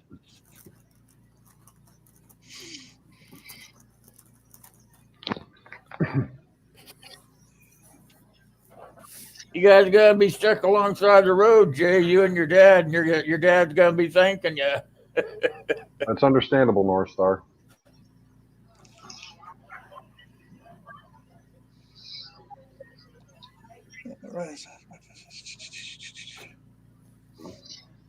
I started my videos originally to try and get members of my family to get prepared. You know, that's why, I started with Dollar Store because A, that's all I could afford at the time. B, I knew that's all they could afford. And, my sister's considering it. She may have a little extra food put back finally after me doing this for several years now, but they're still not at the extent that I would like to see them. My pastor and his wife have actually started. I think she's the one that brought it up and kind of convinced him to go along with it, honestly, but I'm not sure. But the last time I was up there, I gave them both, a camping knife, a Bowie knife, so they had stuff to add to their being prepared, because she brought it up in one of the conversations when I told her I was making videos about it. Maccabeus, yeah. Maccabeus. But it's sometimes the only way you can get others to understand is by going all out. Sometimes you gotta lead by example, you guys. Yeah. There's only so with family, it's kind of a rock and a hard space. You want them all to get prepared. Of course, sometimes some of your family members, they got the blinders on, or they're wearing rose-colored glasses. That's my grandma used to say, and they really don't see what's going on, because nothing's ever really affected them badly that way. But all you can do is be an example. And I hate to say this, but you almost need to hope that something minorly bad happens to them to wake them up. As I used to like to say, someone needs to give them a Gib slap. And if anybody doesn't know what a Gib slap is, NCIS Special Agent Gib walks up behind people and wake up. Yeah. Yeah. As you said, a slap to the back of the head is a wake-up call. A slap to the face is an insult. So sometimes they went through the depression, and my dad did pretty good for himself after the depression, but they were always ready for the next time, even though they were doing pretty good for themselves, they always had stuff put away for the next time, Yeah. Sometimes that's what it takes. Yeah, that's one of the things with my parents and my grandmother. Well, my mom was born in 1922, so she was 7 years old when the Depression hit. My dad was born in 1930, so he was born in the Depression. Yeah. So they were both children of the Depression. That's how my mom was. Yep. My mom, though, was really affected her more because she was 8 years old, and the Depression was really good going into gear. And so they hoarded everything they could, because there was nothing to have. So you hoarded it if you got it. And, with my grandmother at that time, by the time the Depression came around, she was a single parent because she'd gotten divorced. And the whole thing with her and them in the Depression was, put in a garden. Down in Glendale, California, they put in a garden. They did canning and stuff. Later on, when we bought my parents bought the property up in Northern California, the acre and a quarter up there, they had, about 3 rows of blackberries, 75 foot long, on trellises and stuff. And we used to canned blackberry jam till it was coming out our ears. Oh yeah, my grandma and grandpa did that too. Yeah. Yeah. And so there was, you know, we learned how to can a lot of stuff, you know, beans, corn, and, just a lot of things that were, that most people go, well, I can go to the store and get that. No, you can't if there's a food shortage. Yep. Well, see, people that lived like I didn't live through the Depression, but my parents did, my grandparents did. So they were always ready for the next one. You know, they figured that if they could go through one, why not another one? So they were always making sure they had enough for the next one. You know, and Well, I Jay guess, brings up a valid point I too. guess that's where I get it from. You know, is making sure I have enough just in case. You know. Well, Jay brings up a valid point. People now are so used to being able to go to the store to get whatever they want anytime they want, 24 hours a day, or order it online, that they don't appreciate the fact that our parents or great grandparents had to struggle just to have, eggs and Food bacon, on the table. Yep. bread. There are people that in the 1930s ate unleavened bread because that's all they could make. They had wheat, they had water, that's all they could do. So, most stores only have 3 days worth of food. It's the way it was designed. It's designed to be that way. It's designed to, it's designed to make money. Because if a store only has 3 days worth of food, they start running out. That store has to buy more food. Well, they don't even teach stuff like that in the schools to the kids anymore. No, My they kid's don't. been out of school for a couple of years now, but when he was going to school, they didn't teach him that stuff anymore. They didn't teach him that, hey, your grandparents had to starve and all that stuff. They didn't teach them that. So without them knowing those things, that history, how are they supposed to be able to form opinions for going forward in their adult lives? Oh, the schools don't teach them opinionation. They teach them indoctrination. They're trying that with my son, and I've already called them out on the carpet twice. And I told them if they continue to do so, I will take it right straight to the superintendent and further if needed. And they don't try teaching him that stuff anymore. Howie, I appreciate it. Take it easy, Howie. Thanks for stopping in, Howie. Yeah. When my daughter was in high school and the first years of community college, she was thinking, "Oh, Democrats the way to go." Well, now that she's been up here in Idaho, went to a conservative university, it's like, oh wow, all that crap I was told as a kid was BS. She now owns a gun. Her husband has a gun. Yeah, it's totally different once the eyes are opened up. But the real world slaps him upside the head. Yeah, my youngest, my son, he's now 20. When he was in high school, he got in a few, excited discussions with teachers and called them out on, their stuff. Teachers don't like have students call them out and say, no, that's wrong. You need to go look at the Constitution, or you need to go look at actual historical document facts. Yeah, they hate it even more so when a parent does it. Yeah, but it's like, one of the things they were trying to teach them is that, well, the Civil Rights Amendment was passed by the Democrats. No, not one Democrat voted for it. Exactly. There were a few that abstained, but most of them voted against it. It took all the Republicans to pass the Civil Rights Amendment. So,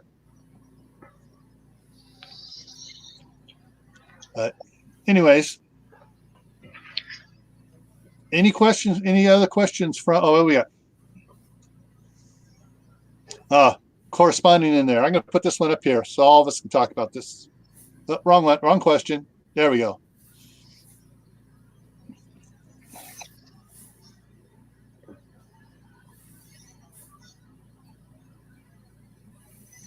So yeah, our relatives that don't prep, hey guys, you might want to ask them, wait, what do you think about this happening, or what do you think about that happening?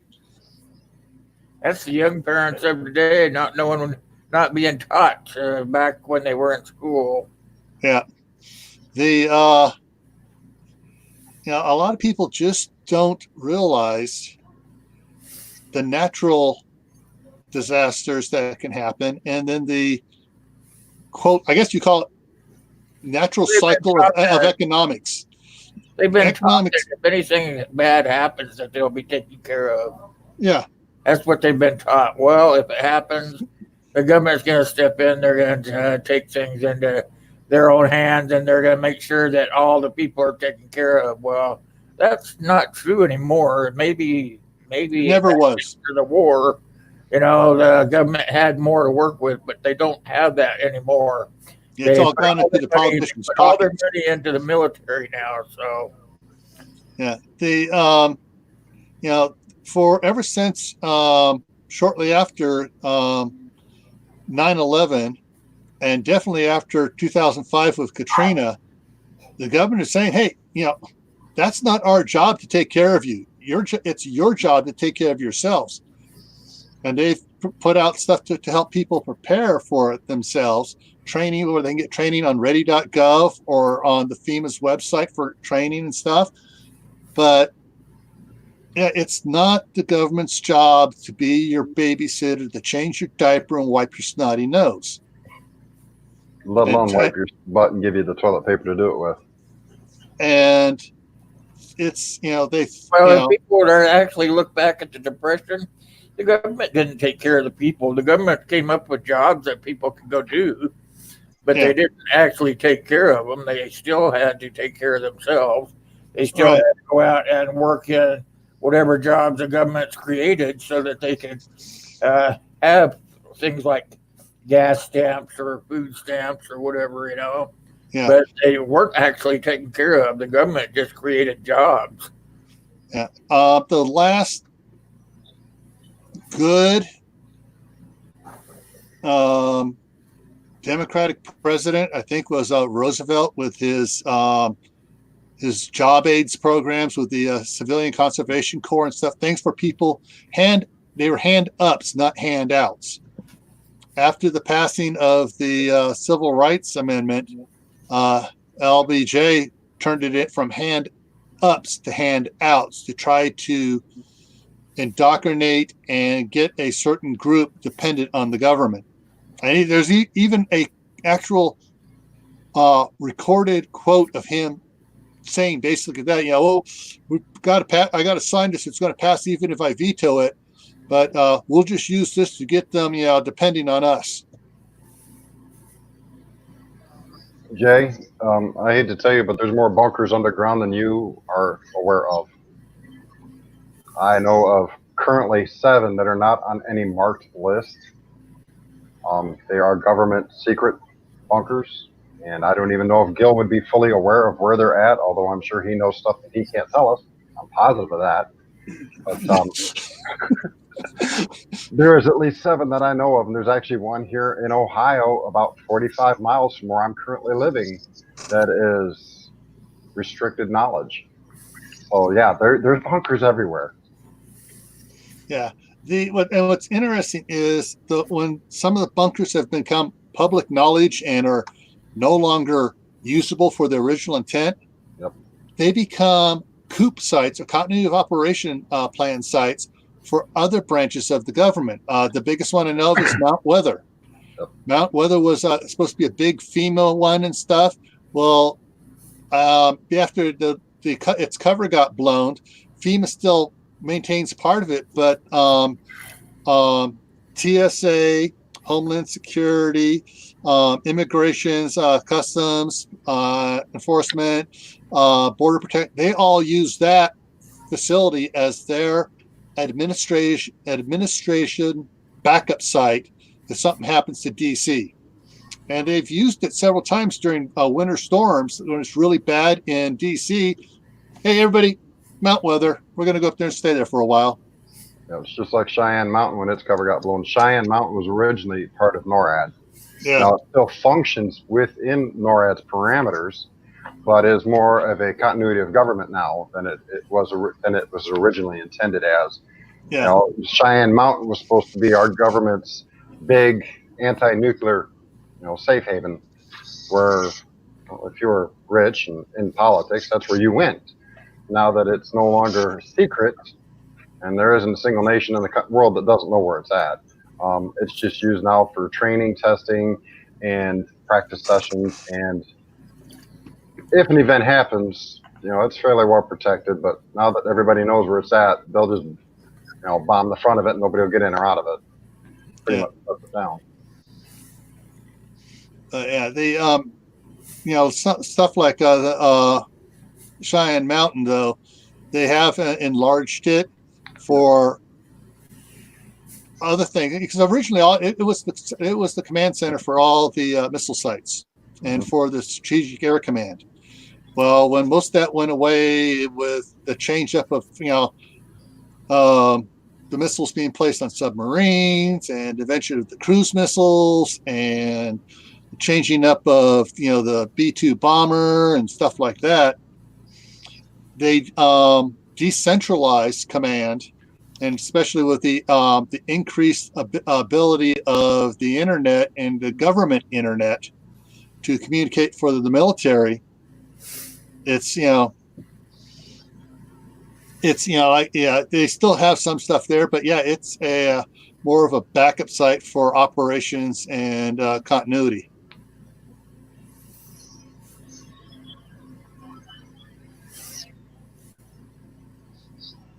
I know there's a lot of bunkers around. I watched a special on it. Some of them doesn't even cover anywhere near 1/10 of what's actually out there. Some of them are as big as cities underneath. I don't need that up. I don't need that up anymore. Okay. The problem with writer desks of, I'm not sure. Let me check. I'm checking on something here right now. Atlas Survival is the only one I would recommend, because they make sure that the stuff that they put in the ground will survive. There are several other companies out there that don't do the job properly.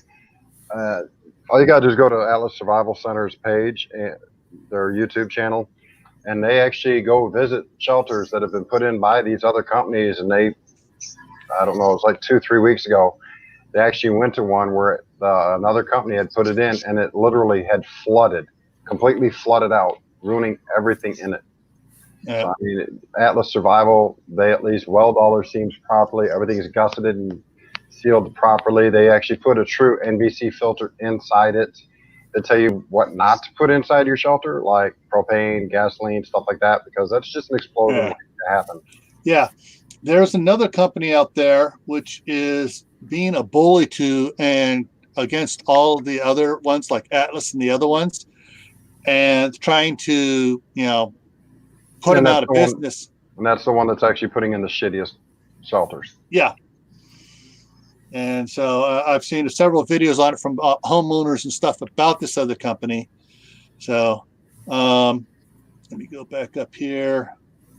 And so if you're really interested in doing one of those.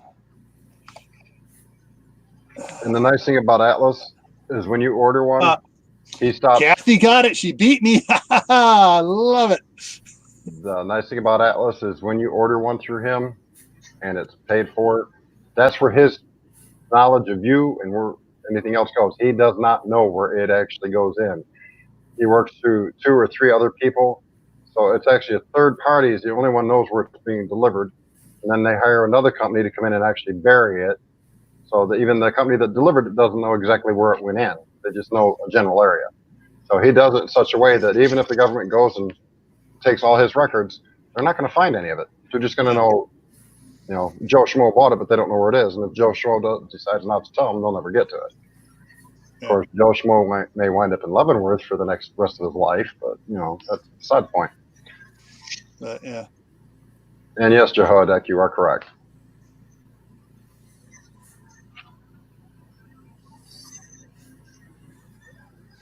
Yeah. Now, just on talk about underground shelters here a little bit. Word of warning: I've seen a lot of videos about these guys. Oh, get the cargo containers and you bury those. Well, here's the number one problem of a cargo container.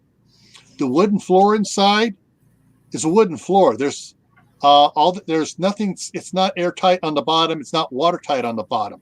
It's watertight from rain coming down, but water will come right up in through it. In fact, one of the ones I set out here, if you look back on my channel, the 2 cargo containers I put out here, the first one I put out, we leveled the ground, we put some blocks on, we put it on the blocks, and the morning glory weeds grew up into the cargo container from down below. Mm-hmm. The second problem with is those sides are designed to take downward stress, not inward stress. No, they take no torsional rigidity. Yeah, you actually have to build a concrete bunker around it. Yeah. If you're going to build a concrete bunker, you might as well just stick with the concrete and leave the container out of it. Yeah. You would have to put rebar in and pour cement around it and all kinds of crap just to use one of those things. The on that Doomsday Bunker show, they showed one of the guys had, and he buried it with the dirt, and the dirt pushed in the sides. Yeah, he had 2x4 or 4x4s, and they're trying to keep it from collapsing the rest of the way. Yeah, I used to haul them things. They're not designed to support weight on the outside. Just hold the stuff on the inside dry. That's it. Yeah, and the only ones that I know of that have done anything good with them, they've dug their big hole. They poured the concrete pad, dropped several of them in there, and then they got a pool company to come in and spray the sides with the gunite like a pool. And then once that was poured on the side of it, when they put the dirt back in, they'd use what's called a soil cement machine, where they mix the dirt with a little bit of the cement powder and made basically a concrete slurry, a 2-sack mix, and poured in a foot, poured in another foot, poured in another foot till it came up to, and then you basically, it was a lot cheaper than making a concrete bunker, but the sides were all up, and then they poured for a garage structure, a cement pad over the top of it to put a barn on. And that's the only one I've seen that was worthwhile. And the guy said it was very expensive. Oh, you have to put French drains around the bottom of it too. Yeah, they basically put any water away from it.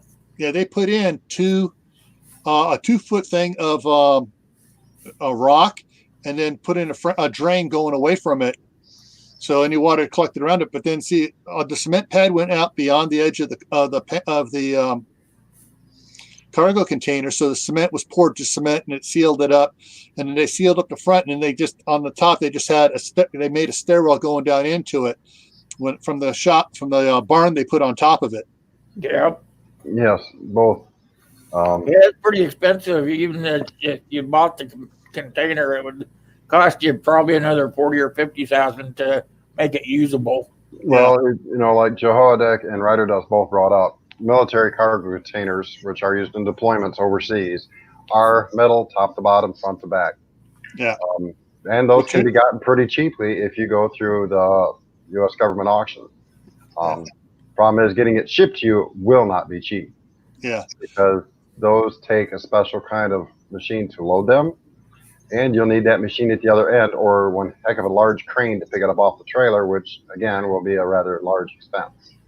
Yeah, the cheaper ones you can get, like there's a place down the road for me, 5 miles, that sells cargo containers. I can buy a cargo container there for $500 that I might have to replace the floor in, and I can get it delivered here for another $50 because it doesn't require, the trucks that bring it up here can unload it. Some of those military cargo containers can only be picked up from the top holes, so you either need a special crane or a larger crane to be able to pick up the weight, because those weigh more than a standard cargo container. About twice as much. Mm-hmm. They're sealed, so if a truck runs into it, it's not going to crumple it like you run a truck into one of these standard cargo containers you see on the highway. It's going to crumple it. Yeah. And actually, it's interesting, as I saw some videos of the regular, cargo containers. It was overloaded, and so when the crane was picking it up to go in to put it in the ship, it cracked like an egg. And so it just went, bloop, and everything came out. Yeah, their weight restrictions are a lot less than the military ones, but like the ones I got here, they were guaranteed waterproof from the top, not from the bottom, for a full year. And I got it delivered from Salt Lake up here into Idaho for $3,300, and that was the cheap. I wait till they're on sale, before I ordered either one of these. Now these are used ones. Now, if you want to get a single use one where it's made one trip only across the ocean, you're looking at $5,000 to $7,000 depending on the company you get it from. Yep. But like mine are going to become a barn when I'm going to put a roof between the span between them and turn it into a barn, and it works just great for that.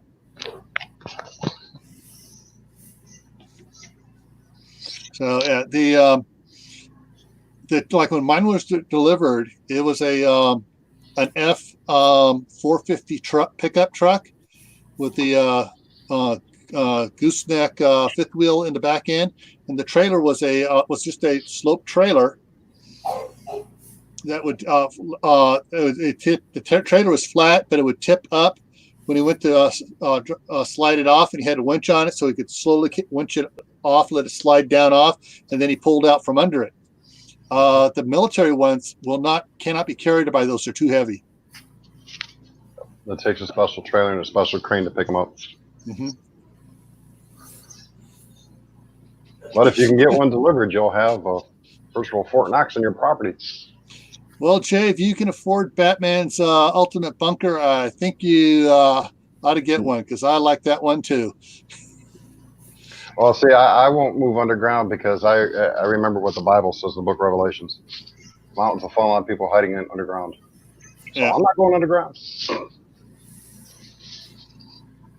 Yeah, one of the things that my wife was and I were looking at, but all the ones here in Idaho have been sold off, or those that are buying them are not reselling them.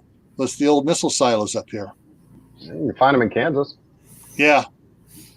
Man, they're all over the place here too. Yeah, but the ones that were up here in Idaho have already been sold off, and the people that have them aren't selling them again. They're converting them into mags or max. Yep. Where people buy into, or actually an LLC, where people buy into it. They buy a part of a level or two levels or whatever, and they're building it like an underground apartment building. But yeah, that's not my style either. For being in a silo of a bunch of strangers. Exactly. I have a hard time living next to the neighbors I got now, and I know these people. Yeah. All right, everybody, we're coming up here on 2 hours. Anybody have any other questions? Oh, railroad boxcars. Railroad boxcars. Getting it delivered to your house will be expensive. Yeah. They're not cheap to be delivered. They are pretty stout, unless, of course, by the time they're selling them off now, they got rust holes on them, and the reason they're selling them is because they're no longer structurally sound usually. Yeah, if you'd spend more in welding new plates on it than trying to just buy the plates and weld up a new one in your own yard. Yeah. If I was to take and build an underground shelter of any kind, or have one made, I would take and just simply buy the 3/4 inch plate steel and I-beams and build my own. That way I know everything's welded the way it's supposed to be. Everything is sealed the way it needs to be sealed. Yeah. My brother and I used to work for, back 30 some odd years ago, for an underground construction company in California that put in water and sewer lines. And he was on a job where he put in 10-foot inside diameter water pipe, steel water pipe, cement lined. The outside was had this really thick rubberized wrap that was put around it. Now, that would have made a great underground shelter, but they were 20-foot lengths, and they had a 200-ton Manawak crane to pick the joints up and set them. the cost of buying the pipe, and it wasn't that bad, but the cost of renting the equipment and getting the equipment out there and paying the crane operators was just insane. Yeah. So it was, nobody really wanted to use one of those because the cost was prohibitive. It was easier to buy one of these ones from Atlas or one of the other ones, and then, get those put in. Those are smaller, a little bit easier to work with, and a lot lighter than because the walls on this water pipe was 1/2-inch steel. Yeah. All right, Gil, I'm out of here. Yeah, it's time. It's 3:30. I've hit my 2-hour limit. So thank everybody on the side chat for coming You did a in. great job putting it together, buddy. All right, and then I'm going to try again on Tuesday evening at 8:00. Oh, just before my live, huh? Yeah, your live comes on at 10, right? Yep. Yeah. So I'll be off at 9:30. Perfect timing. Yeah. All righty. See you later, Bob. Later, guys. And where do I click to? Oh, there it is. In broadcast. There it is. Boom.